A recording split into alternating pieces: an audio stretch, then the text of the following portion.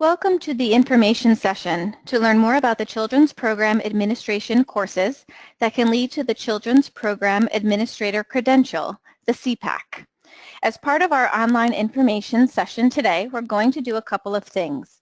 Learn more about the credit coursework at the CUNY School of Professional Studies, describe the Children's Program Administrator Credential, CPAC credentialing process, talk about the admission requirements for the courses, and outline opportunities for tuition funding.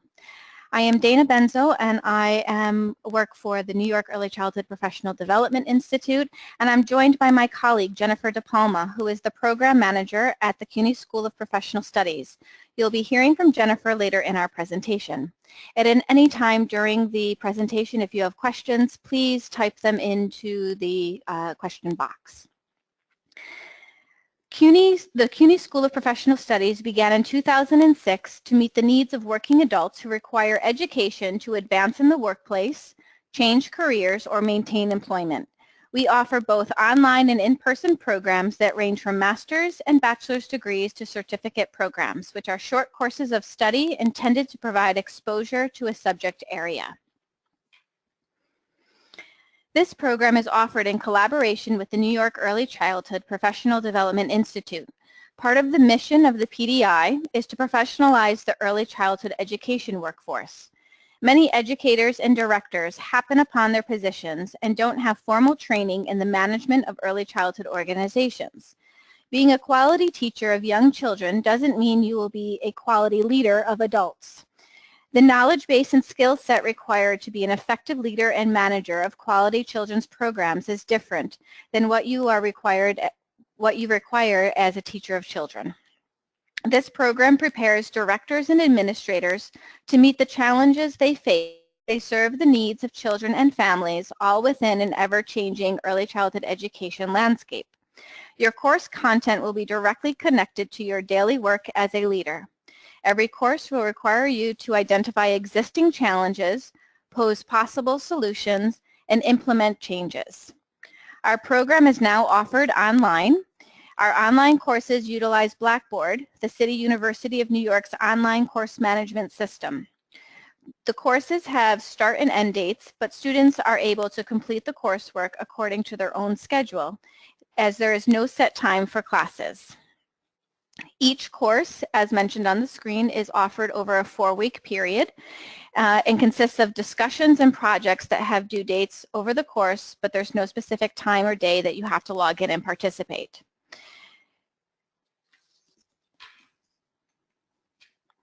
Our program is a credit-bearing academic program. Each topic area has a set of courses. Each course is 1 graduate credit, for a total of 18 credits when all 6 topics are completed. All courses connected to a topic area will be offered within a given semester. We suggest taking courses in bundles for the following reasons: to complete the coursework that addresses a set of CPAC competencies before moving on to the next grouping of courses. Many of the individual courses within a topic area build upon the content of the previous course, helping to build the student's competency. Students completing the bundle will have a completed portfolio submission for each topic area. If students miss an individual course in a bundle, it will be difficult to determine exactly when the next course will be offered again. So just to clarify, each semester we offer all of the courses within either 1 or 2 topics, depending on what the need is of our existing students as well as new students coming in. It's encouraged to enroll in all of the courses, the individual courses under a topic, because each topic is not offered every semester.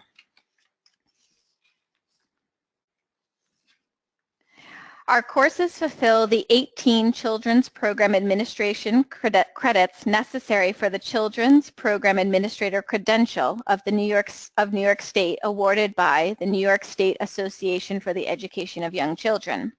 Students must also have an additional 18 credits of coursework in education, including early childhood education, child development, or related courses verified by the Aspire Registry. The CPAC is designed to be a standard credential measuring the program management, fiscal management, and leadership abilities of early childhood education administrators and directors. Graduates of our program receive 18 graduate level credits in preparation to attain the CPAC.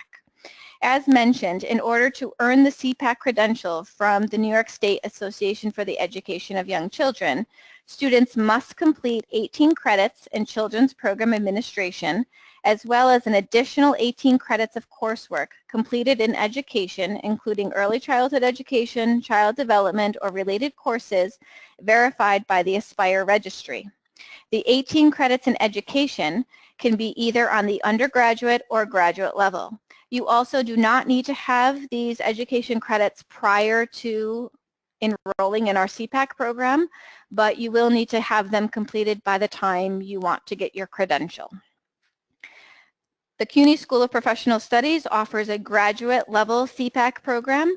Therefore, candidates for the program and credential must hold a bachelor's degree prior to joining the program. That bachelor's degree does not need to be in education. Our courses address the competency standards of the CPAC, and the assignments that students complete in their coursework builds the portfolio required as part of the credentialing process.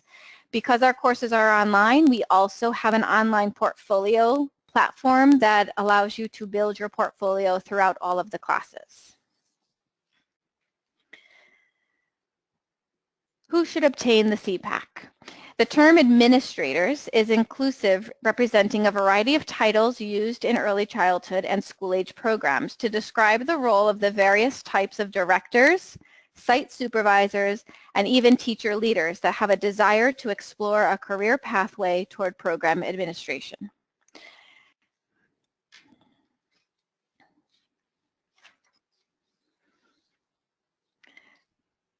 Why the CPAC? It represents a level of individual professional achievement.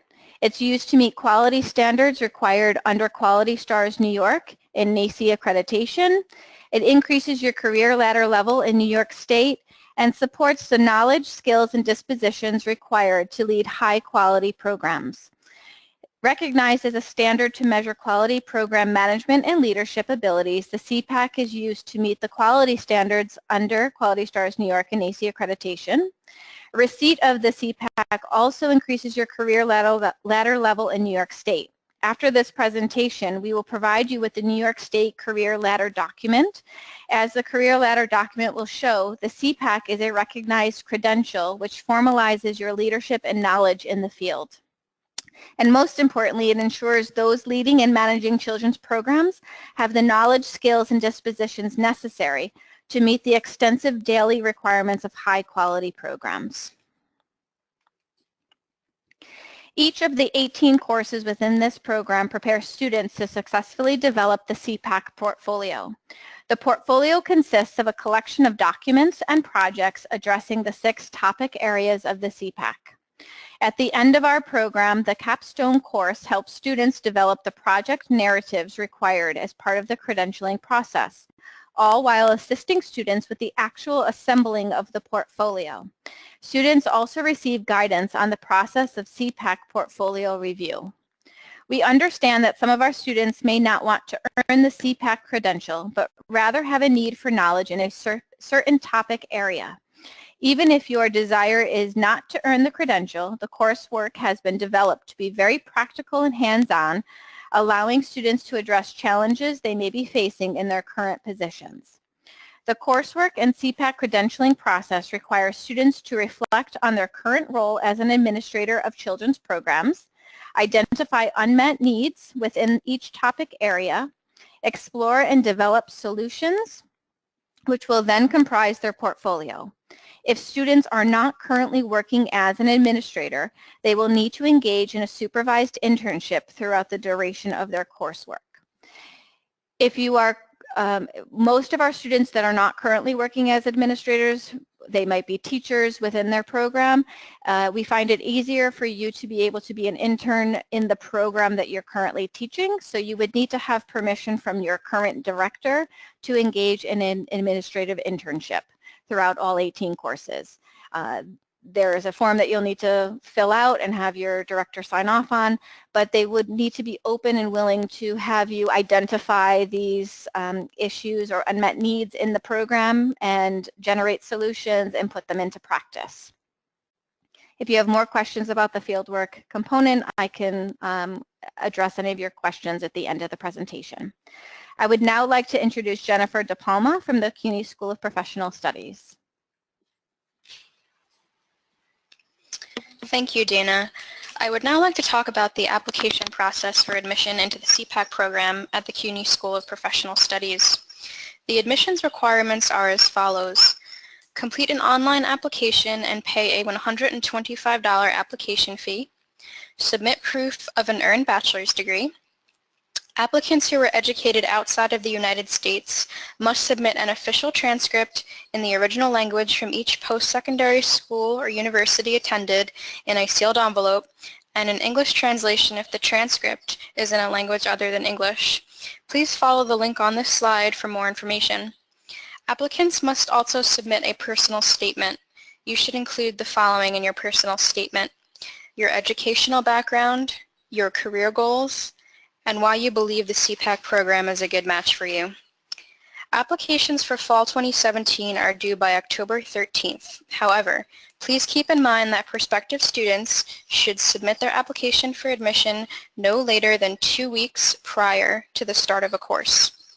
You will see the link for the online application for admission at the bottom of this slide.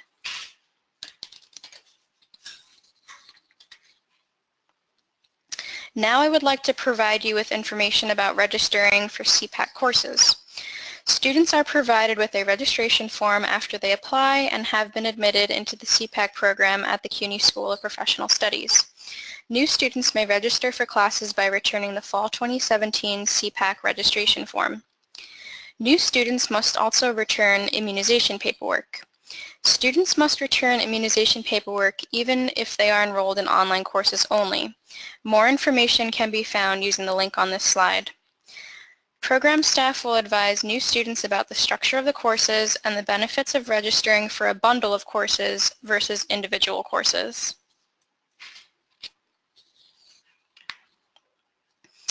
You will see the Fall 2017 course schedule for new students listed on this slide. Fall classes begin on August 27th. Online classes are offered asynchronously over the course of 4 weeks. As mentioned earlier, students will sign into the course site and complete the coursework when it's convenient for them. We will also email the Fall 2017 course schedule information to everyone who registered for this webinar.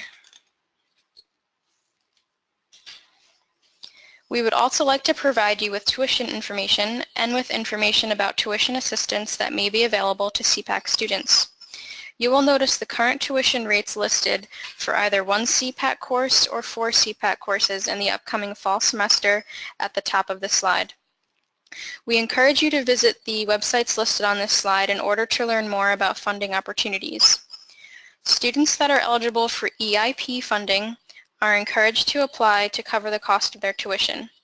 We will provide you with the application information that you will need prior to completing the EIP application. Scholarship opportunities are also available through PDI. Please contact Dana Benzo for more information. In addition, a tuition payment plan is also offered to all students as an alternative in paying for education expenses. More information about the payment plan can be found by clicking on the link at the bottom of this slide.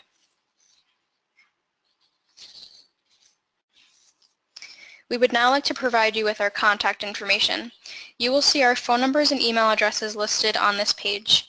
It is recommended that prior to applying, you contact the program's academic director, Dana Benzo, to ensure our program is the right fit for your career goals in the early childhood education field. For questions about the application and registration processes, you may contact me or my colleague, Kim Enoch. Please do not hesitate to contact us at any time. In the remaining time that we have left, we would now like to ask you if there are any questions that we can help answer.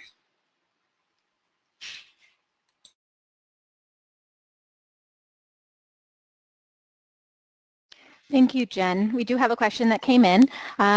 Someone is an educational coach as part of their early childhood division's leadership team. They are wondering if the current position would qualify them for current administrator status. I believe it should. It would be depending on what your roles are. Although you're an educational coach, if you look back at the topics, I'm just going to scroll back in the presentation to the list of all of the classes. So if you look here, and the first topic that we're offering for the fall, topic 1, administering children's programs, includes organizational management, which really examines what's your organizational structure of your program, also your agency. It also looks at what type of a leader you are and manager. The second class is personnel management. So how are you onboarding? First, how are you recruiting teachers? How are you onboarding them? What's the interview process, your job descriptions, your interview questions? And then the third class is supervision of early childhood teachers, which sounds what you're currently doing, and so how are you supervising staff? And then the fourth class is professional development. So how are you using the supervision of your staff to inform their professional development? So for topic 1, I'm sure what you're currently doing is aligned very much to the first topic. The second topic, financial planning and management, very often, even for directors, might be a challenging class because if they work for agencies that don't share the budgets, they will need to have access to that information in order to go through those classes. We do provide some mock budgets, but it's definitely helpful if you have access to some financial information around your program so that you can develop a project and pose a solution that's realistic and that will benefit your existing position and program. So the rest of the when you're thinking about your current role and if it meets the administration internship requirements or even just the status of an administrator, you're going to want to look at these and think about to what degree do I have access to this information, and if it's not in my current role, am I part of a leadership team, or do I have a relationship with those in charge that will be able to allow me access to that information? So just quickly, I'll go through, obviously topic 2 has to do with your income, your revenue and your expenses, your grant writing, your financial planning, and the management of that. Topic 3 has to do with your communication and technology, your quality management. So how are you gathering information to inform the outside? So it could be Quality Stars, it could be NACE accreditation. What outside organizations are you looking for that helps with the operations management of your organization? And also marketing falls into that. And topic 4 looks at regulations and professional standards. It also looks at legal requirements, and it also looks at ethical aspects of being a leader and within early childhood, any ethical issues that you might need to help solve. Topic 5 really looks at quality programming for children, for families, and for children with special needs specifically. And the last topic asks you to assess yourself as an administrator and develop your own professional development plans moving forward. And it also includes our capstone course where we look at all of the topics and all the work that you've done and how does that integrate into the work that you're doing. Okay, another question that has come in is how long after sending an application and transcripts does it take to be accepted? Hold on, I will let Jen answer that question for me. Thank you, Dana. So I think it's important to note that in order for your application to be reviewed, your official transcript has to be received and uploaded to your submitted application. And once that happens, you typically receive your admission decision within a week.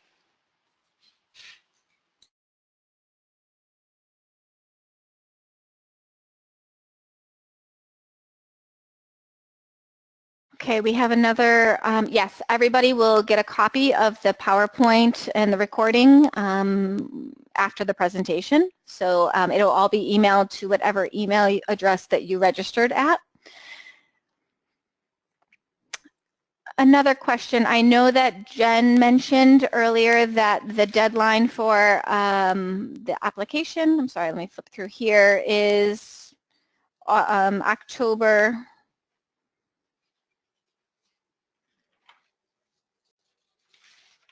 13th are the applications for the fall, but if you look at the topic 1, our classes start August 27th. So although the deadline for application is October 13th, if you are interested in really taking the courses for topic 1, I would suggest you don't wait till October or you'll miss your first 2 courses.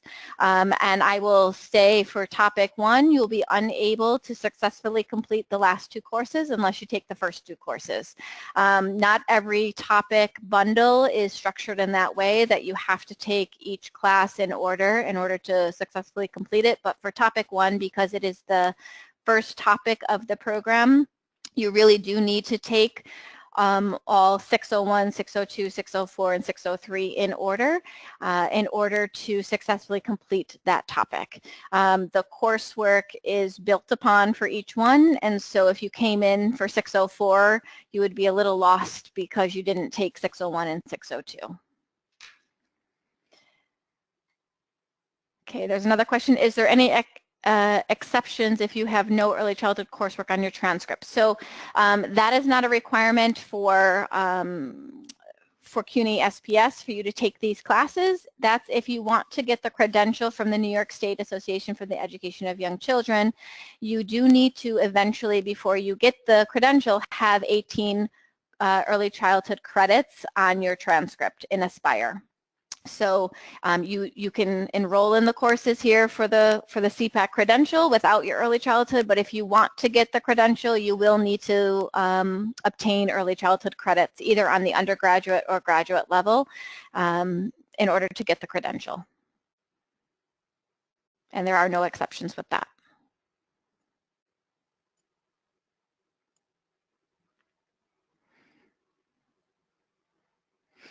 Okay, here's another question. How do you get your credentials on Aspire if you went to school in another state?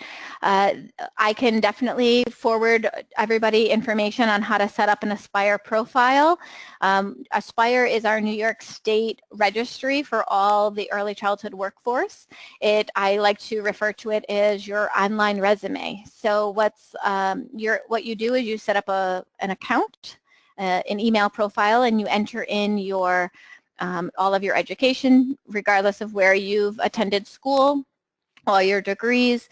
You enter in all of your work experience, and then anytime you take any professional development workshops, you can send in your certificates, and it builds a professional development profile for you. So very often, those of you that are directors, you may know that you have all your staff attending trainings and workshops, and they come back and they hand in their certificate to you. And very often, teachers don't keep a copy of their certificates. They hand you the originals.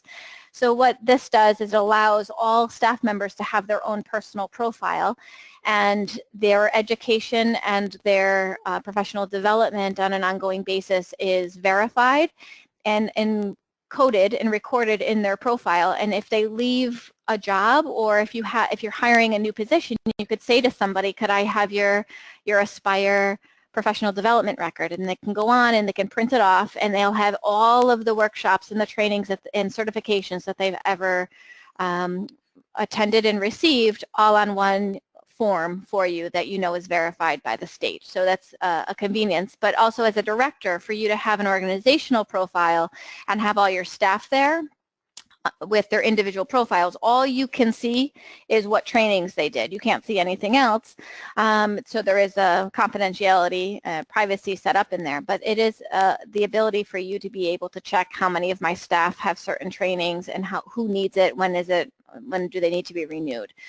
So it is a useful tool for you as a director, but also useful for you and your staff to be able to house all of your transcripts and your certificates in one location.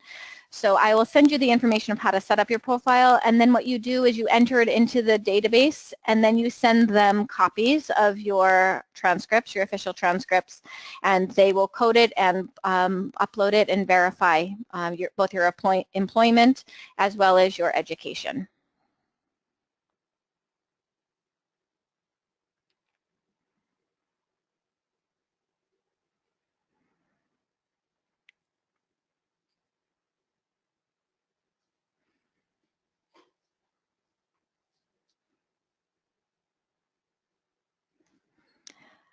Okay, another question that is coming through is in regards to what does it look like for online learning. It is a very hands-on. We try to model our in-person courses in the same way that they would function to be online. So it's very interactive.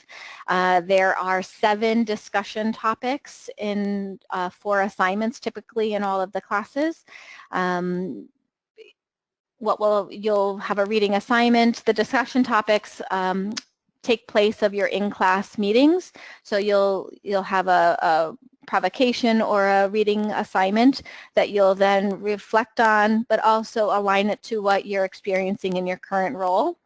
And we find that there's a great camaraderie amongst all the students where you start to see being a director is a very lonely position at the top, and you start to see that you're not the only one that's experiencing some of these struggles, and you hear from your fellow students solutions that they've come up with, things that they've tried.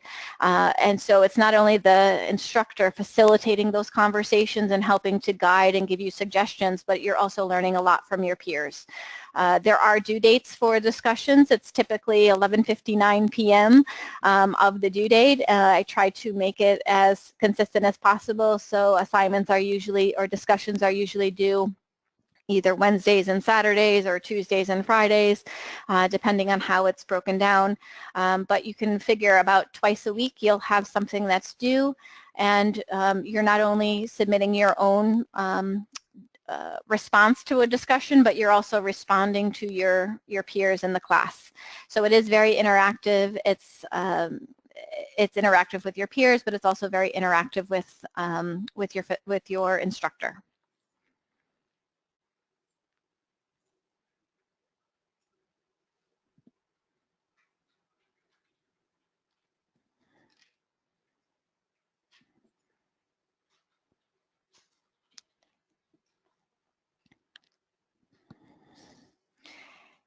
Do we have any other questions?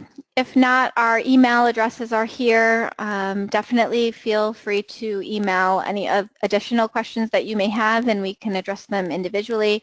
If you are interested in joining for the fall, we suggest that you, again, apply before the end of August so that you can join us for that first class. That starts on August 24th. August 27th, I'm sorry.